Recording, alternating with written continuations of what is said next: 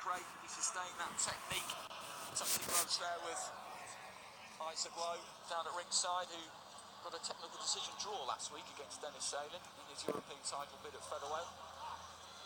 After a clash of heads in the fourth round, the glove just being taken off there, and great effort by both fighters. You can't ask for more, can you? No, you can't, and at this kind of level, it's great to see. It means so much to both fighters, it really is. And you know, they fought the hearts out there tonight. Both have took the knocks, both have took the lumps, but they've done it really well, and they should be proud of themselves. You know, that it's been an exciting trilogy from both fighters, but for me, you know, Martin J. Waters came out the better tonight, and the better overall in this trilogy. So onwards and upwards for Martin J. Ward, and you know, I'm sure Maxie Hughes will come again, and I'm sure it will be for the British title again also. Okay, well, referee Steve Gray is calling them both to the centre of the ring now. Let's hand over to our MC, John McDonald.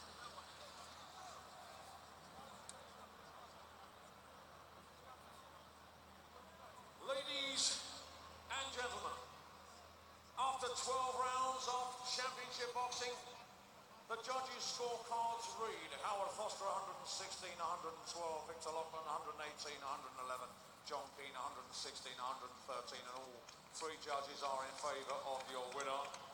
And still, the British Super Featherweight champion from Brentford, Gets it, 116, 112 with Howard Foster, 116, 113 with Judge John Keenan, and Victor Loughlin a bit wider than that. 118, 111, there were some close rounds in there, there's no doubt about that, but the right man has won that one. That's his second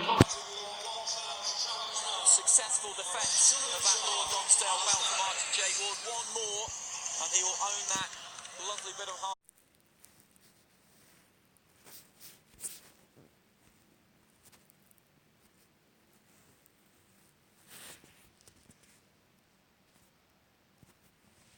Care, but as we all learned yesterday, Congress just wasn't ready. You saw it. With 100% of House Democrats, every single one, and a handful of Republicans actually standing in the way of President Trump's plan to repeal and replace Obamacare. President Trump's message? Don't worry. Let me read you what he wrote on Twitter just this morning. I quote, "Obamacare will explode, and we will all get together and piece together a great health care plan for the people. Do not worry." Yet, worried could describe the White House mood today. President Trump will almost certainly wrap up his first 100 days in office next month without a significant legislative achievement. Let's talk it over with White House correspondent Athena Jones and political reporter Tal Kopin. Athena, to you first. Going forward, what are you hearing about how the White House plans to perhaps change its strategy? Hi, Anna. Well, I think we're going to see earlier involvement from the White House earlier on in the legislative process. This effort to repeal Obamacare was led and launched by House Republicans putting forward this bill, and the White House brought on to help sell it, and it was a tough sell in the end.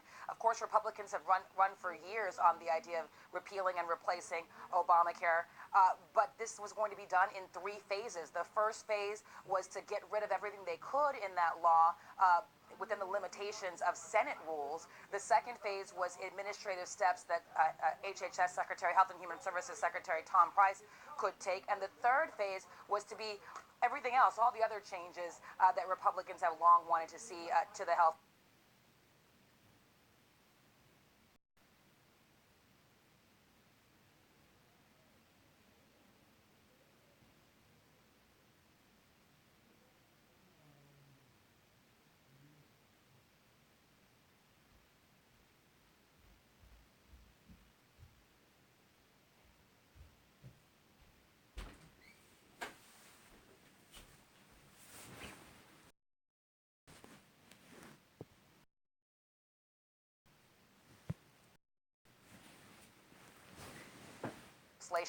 Big remaining open question is what might change or should change about the president's own sales effort when it comes to legislation in the future. We'll have to see how and if that changes. Anna.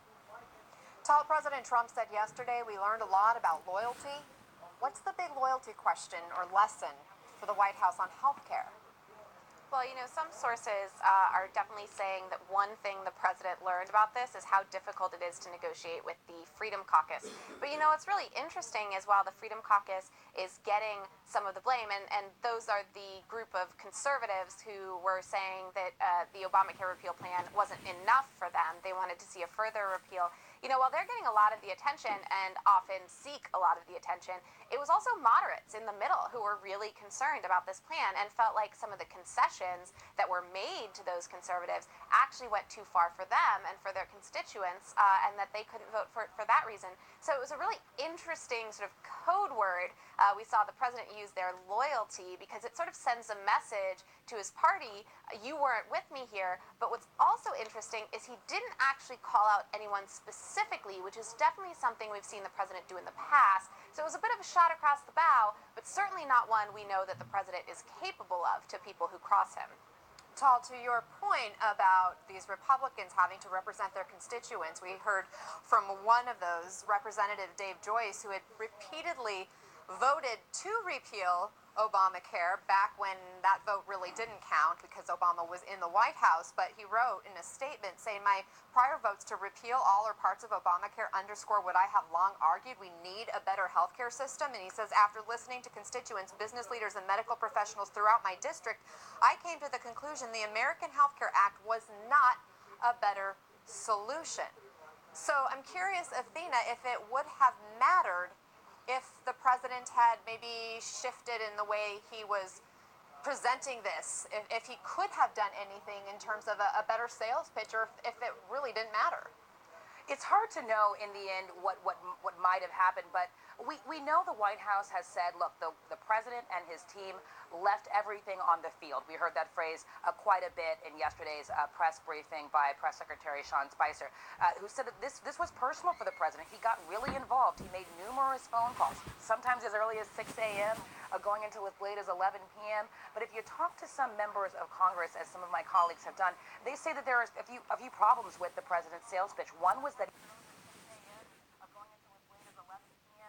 But if you talk to some members of Congress, as some of my colleagues have done, about the bill, these members said that it looked as though the president had left the details, the policy details, to other staffers, and he wanted to talk more big picture. But a lot of members wanted to hear the nitty-gritty details from him and have him sell the policy sort of detail by detail. And the last thing here is that we did see him travel a bit. He went to Tennessee and to Kentucky, but he didn't do some long extended road trip to try to sell this repeal effort, and he didn't, even in those appearances, spend a great deal of time talking about the repeal effort beyond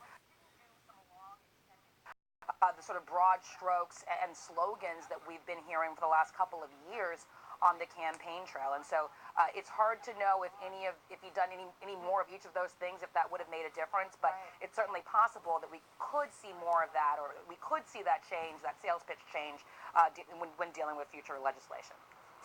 Hindsight is always 2020. Athena Jones, Tal Koppen, thanks to both of you for the insight. I want to dig deeper into how the president, who promised so much winning, might handle and react to such a major loss. Joining me is someone who knows President Trump better than most, Michael D'Antonio. He is a CNN contributor and the biographer behind a book called The Truth. Michael, the president is spending the weekend, we know, at the White Lago. The First Lady isn't there. He has no scheduled public events planned. So how does Mr. Trump react to losing? What do you think he's doing now? Well, I imagine he's spending a lot of time on, which is one of his favorite occupations, and he might be watching us. He's very tuned in to what the media is saying about this and about the failure on Friday. And I don't think that he's so much licking his wounds as he's trying to plot the next step. And for him, it could be a surprising one. I could even imagine him planning to reach out to Democrats now that he's failed with the Republicans. He could be quite frustrated with them and looking for a creative, new kind of coalition to get the victory that he wants. It seemed yesterday, at least, he had a fairly muted response. He wasn't bombastic. He didn't seem angry. Did that surprise you? No, I don't think so. I think